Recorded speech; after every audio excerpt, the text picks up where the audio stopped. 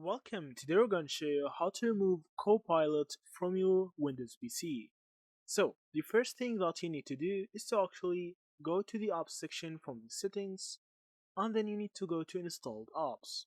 After that, from here, you need to actually search for Copilot. So, you will find Copilot. All you need to do is to click on the three dots and then hit on uninstall, and now you can uninstall Copilot. So, the next thing that you need to do is to open the registry editor.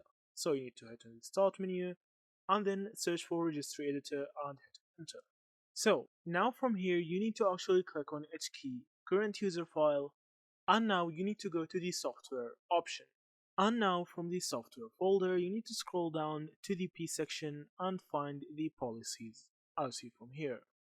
So under it will be Microsoft, you need to click on it, and now there's the Windows option. So you need to right click it, and now you need to click on new, then you need to click on key.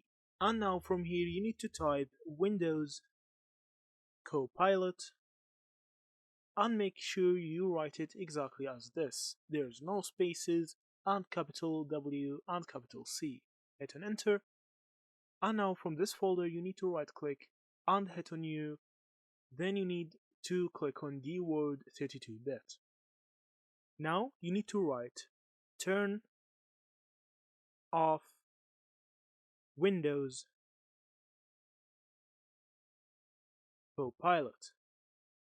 So you need to write it with the capital T, capital O, capital W, capital C and hit on enter. Now you need to click it 2 times and then hit on 1. After that you need to hit on OK. So now you're good to go. All you need to do is to just close this and restart your Windows, and that's it. Thank you for watching and see you in the next videos.